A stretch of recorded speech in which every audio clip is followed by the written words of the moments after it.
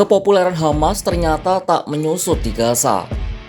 Meskipun citra kelompok ini dinarasikan keji dengan eksekusi terhadap pelaku kejahatan yang dilakukan secara terbuka, namun warga Palestina masih terus mendukung kelompok tersebut. Bahkan Hamas makin populer di Gaza. Pasukan Hamas bahkan dilaporkan telah kembali turun ke jalan-jalan di Gaza, mengisi kekosongan keamanan dan administrasi yang ditinggalkan setelah penarikan sebagian pasukan Israel. Padahal Hamas tengah menghadapi tekanan ganda yang belum pernah terjadi sebelumnya. Di satu sisi, kemampuan militernya telah mengalami kerusakan parah akibat perang panjang dengan Israel. Di sisi lain, PBB telah mengesahkan resolusi yang menyetujui rencana 20 poin Presiden Donald Trump yang secara eksplisit menyerukan pelucutan senjata kelompok tersebut. Kondisi ini memunculkan pertanyaan krusial. Sejauh mana taji atau pengaruh politik dan militer Hamas di jalur Gaza masih bertahan? Simak jawabannya dalam video berikut.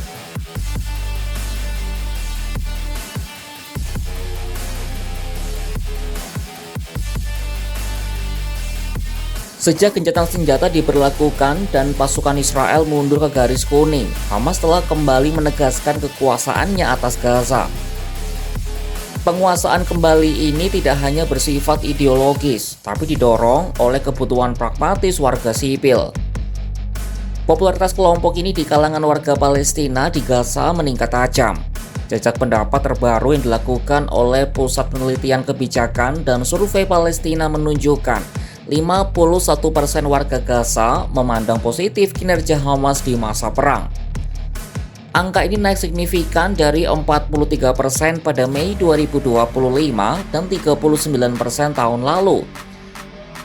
Dalam pertanyaan terpisah mengenai pemilihan hipotesis, 41% warga Gaza mengaku akan memilih Hamas.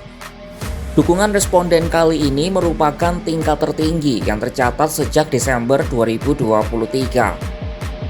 Wall Street Journal melaporkan popularitas Hamas meningkat karena faktor keamanan dan perlawanan bersenjata yang tetap berlanjut terhadap Israel. Ini yang memungkinkan Hamas membangun kembali citra publiknya dan memperketat kendalinya atas wilayah Gaza.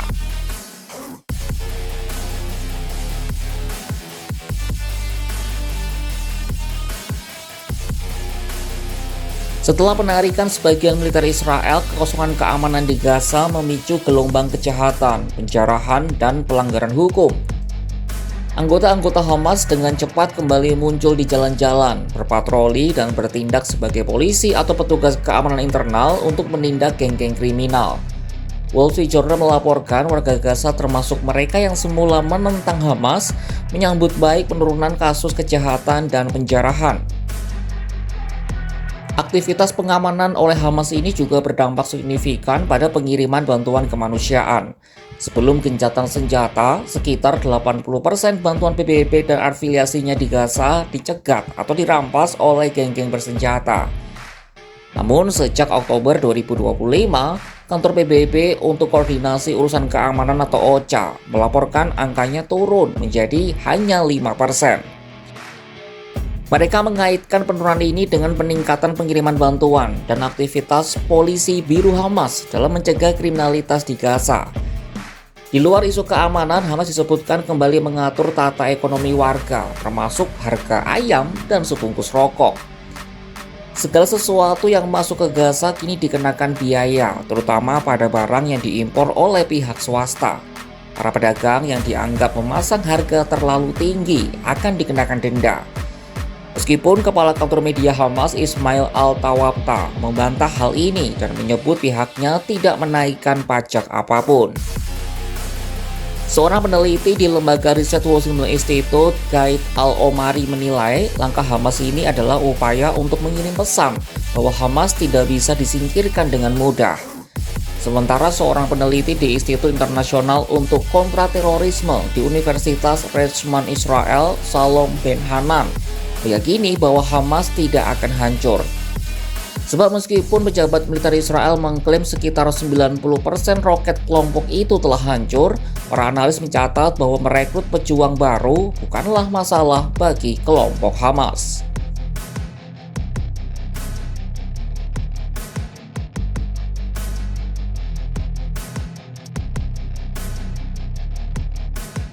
Sementara Hamas berupaya menegaskan kembali otoritasnya di lapangan, upaya internasional telah memuncak dalam bentuk resolusi Dewan Keamanan PBB.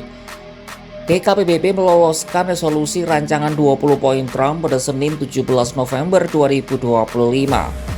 Resolusi ini bertujuan untuk melangkah dari gencatan senjata menuju perdamaian yang lebih berkelanjutan dan rekonstruksi Gaza. Resolusi itu mengesahkan pembentukan Dewan Perdamaian sebagai otoritas transisi dalam membentukan pasukan stabilisasi internasional sementara atau ISF di Gaza hingga akhir tahun 2027. Yang paling penting, resolusi itu secara eksplisit menyatakan bahwa Dewan Perdamaian akan mengawasi percutan senjata Hamas dan faksi-faksi lain yang merupakan tuntutan utama Israel dan pembangunan kembali Gaza. Rencana demilitarisasi ini mendapat penolakan keras dari faksi-faksi perlawanan Palestina, termasuk kelompok Hamas. Kelompok Hamas dengan tegas menolak resolusi itu karena dianggap tidak memenuhi hak dan tuntutan Palestina. Dalam pernyataan tertulisnya, Hamas menyebut resolusi itu sebagai upaya untuk memaksakan perwalian internasional atas Gaza. Di sisi lain, Perdana Menteri Israel Benyamin Netanyahu menegaskan kembali dukungannya terhadap upaya demilitarisasi, bahkan menyerukan pengusiran Hamas dari kawasan tersebut.